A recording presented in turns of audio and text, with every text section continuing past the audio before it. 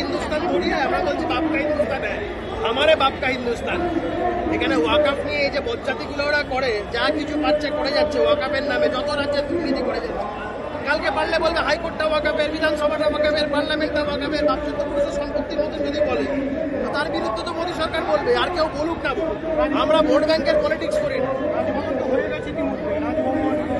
ওই তো বললাম, এই বজ্জাতিগুলো বন্ধ করার জন্য, যাদের নামে বজ্জাতি বন্ধ হওয়ার জন্যই আমরা এই জিনিসগুলো করছি, এবং এই জিনিসগুলো যাতে আগামী দিন না চলে, ট্রান্সপারেন্সি যাতে আসে, এই জন্যই। হিন্দু ধর্ম হ্যাঁ, হিজাব পরিহিতা হিন্দু ব্রাহ্মণ বাড়ির মেয়ে বলেছে, হিন্দু ব্রাহ্মণ বাড়ির হিজাব পরিহিতা একজন ভদ্রমহিলাই কথাটি বলেছে। এখন বাংলার মানুষ, হিন্দু ধর্মাবলম্বী মানুষ এই জবাব মমতা বন্দ্যোপাধ্যায়কে দেবে।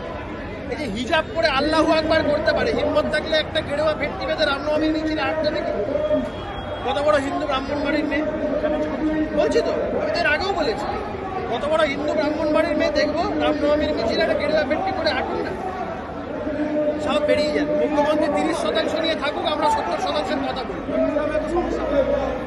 মুখ্যমন্ত্রী বলতে পারবে, আমাদের তো কোনো সমস্যা নেই।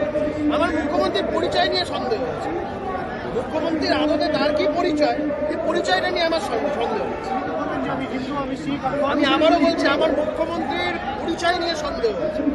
হিন্দু ব্রাহ্মণ বাড়ির মেয়ে মাথায় হিজাব করে আল্লাহু আকবার করবেন, আর যাই করবেন। হ্যাঁ বলেছে তো, চাঁদ থেকে ঈদ হয়, চাঁদ থেকে করবা চৌথ হয়। ওই ফল ছুরি কাটতে ফলও লাগে, আবার সেই ছুরি আবার কলা কাটতেও লাগে। জয় শ্রীরাম। দেবাঞ্জন দে এসে রাজ্য সরকারের তিনি বলছেন রামনবমীর যে রামনবমীর দিন তারা পাহাড়ে দেবে রাজ্যে।